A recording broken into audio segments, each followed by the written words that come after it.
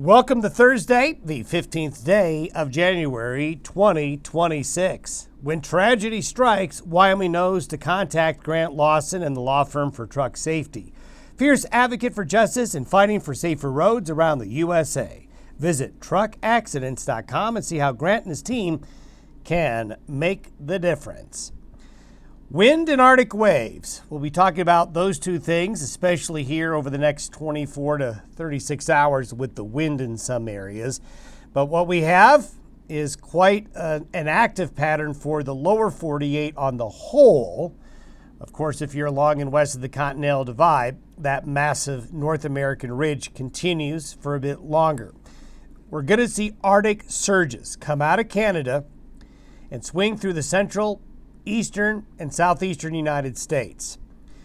Along the boundary, along the edge of these Arctic air outbreaks will be wind and fluctuating temperatures for some of you, especially in the adjacent western high plains where you're on the edge of these Arctic boundaries. And we're going to see a little bit of snow with one of these Arctic surges come into some areas as we look ahead into tonight and into the day on Friday and Saturday in some locations. Now, these waves of Arctic air will cause a lot of problems in the upper Midwest, the Great Lakes, the northeastern United States. It's an Arctic air mass, so snow amounts aren't going to be huge except in the Great Lakes region. But this is going to really affect a lot of the U.S. through several days from late this week through the middle to the end of next week. So travelers, keep that in mind. Then we'll go back to our ridge axis watch out in the Pacific to see if there's going to be any change in the pattern as we get into late next week. Well, that is not from July nor June.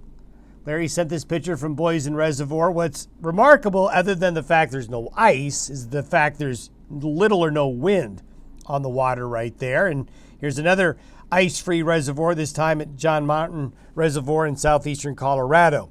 Here's some snow pictures for you up around Togety Pass where there's a good amount of snow, although they need to freshen it up. Here's a shot from, California. A lot of snow on the ground in the high valley, still from all that stormy weather. Nice lenticular clouds showing there, but also a lot of high pressure building along the west coast. Do you know where the squirrel is? Quick, spot the squirrel. As we take a look at the satellite imagery this morning, you can see the high is really getting itself going, causing the clouds and the weather to go up, over, and down. But a huge chunk of real estate east to west here and north to south being dominated, a good chunk of the globe being dominated by this big high pressure ridge. You can really see it on the water vapor. The orange and red colors showing strong sinking motions in the atmosphere where you get high pressure. And notice, if you notice the colors, so sinking motions cause high pressure and clear air. Rising motions cause clouds and precipitation. So you can see where the air is able to rise, where we've got clouds, but the air sinking underneath this big high pressure ridge. So showing up quite remarkably well on the satellite imagery. So with the jet stream doing this up, over, and down, that's where the weather's going to go. So we're going to kind of step through the multiple days ahead. So this is where we're going to be around 11 a.m. Mountain Time today. This little wave is coming down through Saskatchewan and Manitoba and is going to be heading south and east, and it's going to come and follow the first cold front that's coming through the eastern Great Lakes this morning. Notice we've got a lot of packing of the lines. These black lines are lines of equal pressure. And this is going to line up with a very strong jet stream aloft coming down like this with the Arctic air trailing in behind it.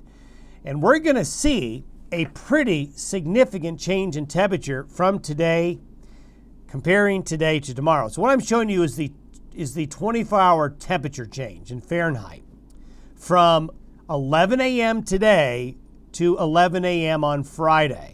So you can see this Arctic air push is going to be causing quite a big change in temperature very quickly over the next 24 hours as the initial surge of the Arctic air comes down the front range in areas east of I-25.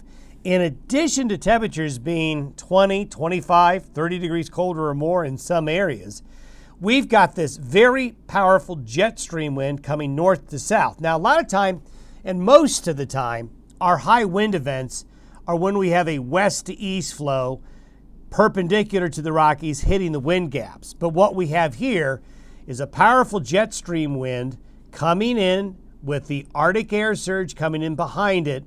This is going to cause a very tight pressure gradient west to east, which will make for a very strong northwest to south flowing wind. And boy, yuck. This is just yuck.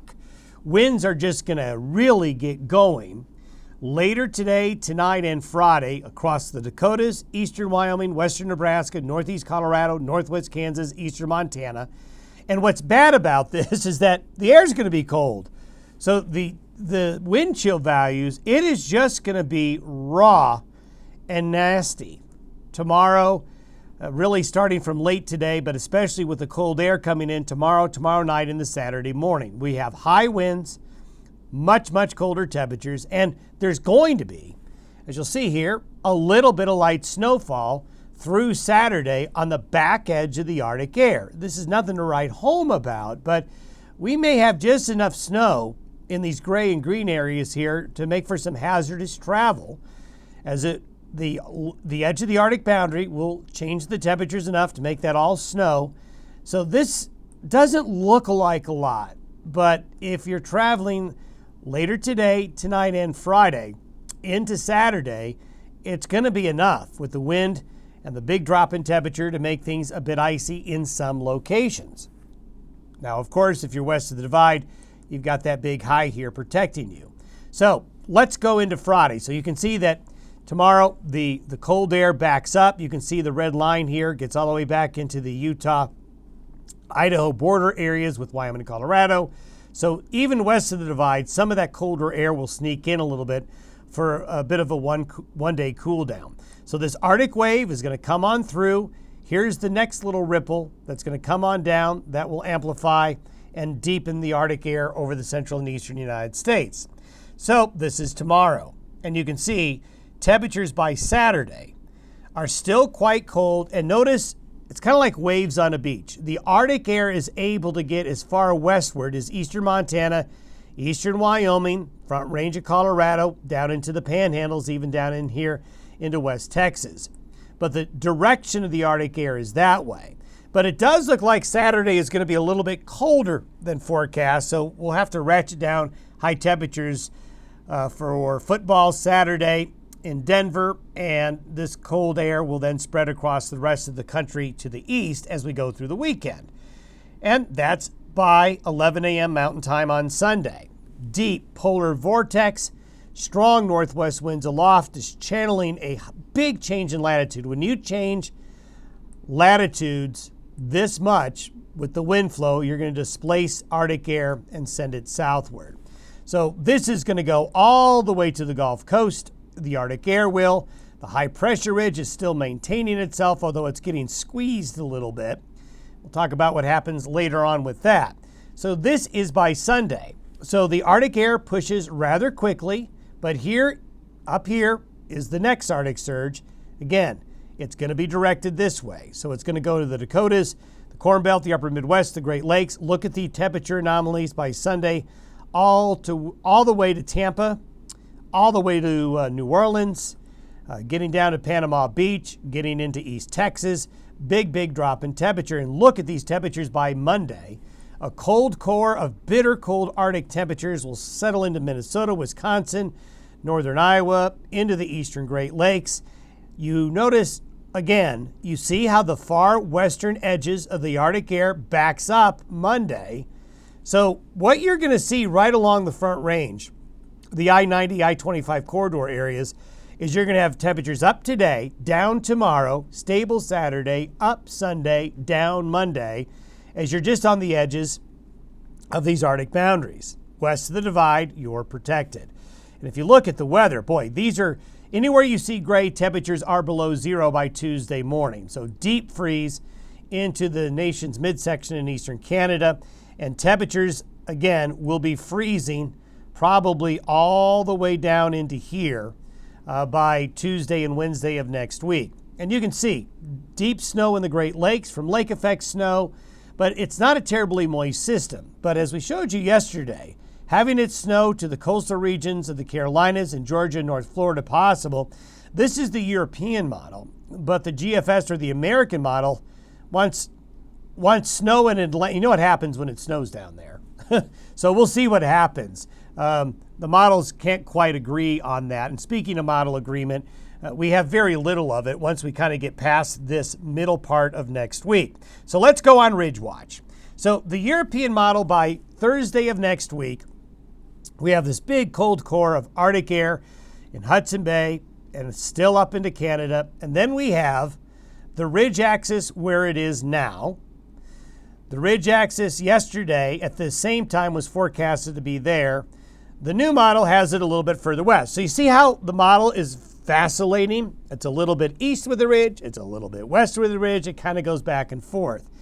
And this pattern is all going to be dominated, or let's say driven, by where this ridge goes, where it's placed. But I showed you yesterday the top of the ridge is critical. You know, these ridges in the Eastern Pacific, in terms of how they relate to the weather in the Rockies and High Plains, they're very sensitive. They're fragile, because if the top of the ridge gets cut off in Alaska, that causes the amplification to be weaker and the air's directed more east. And as we take a look at late next week, it all is going to come down to that. And right now I would say it's a flip of a coin. The European model by Saturday of next week, what it does is it says, well, the ridge is going to build and get stronger up into the north slope of Alaska and actually keep that ridge axis and tilt it a little bit, which drives the air finally into the western United States. This would be of Arctic persuasion if it does come in. But it's a big question mark, because this is a fragile high pressure ridge. So it's razor's edge here whether or not this happens in terms of this magnitude. It's certainly late next week and into next weekend, the west is going to get colder. But will it get just a little bit colder and just a little bit of snow, or will it be a whole lot colder with a better chance of snow? Time will tell, but right now my confidence is extremely low that this will take place as the European model shows it, even though the European is the best model. We're just going to have to wait and see. Really what has to happen is these Arctic surges, they have to play themselves out. We just have to let the weather pattern go through its motions over the next 4 to 5 days to really have a better idea on what's going to happen late next week. Don't forget our regional travel forecast. You're going to want to tune into that each afternoon, especially with this wind that's coming and a little bit of snow. We're probably going to have some travel concerns tonight and Friday in some areas of this region. Have yourself a good Thursday. We'll see you tomorrow.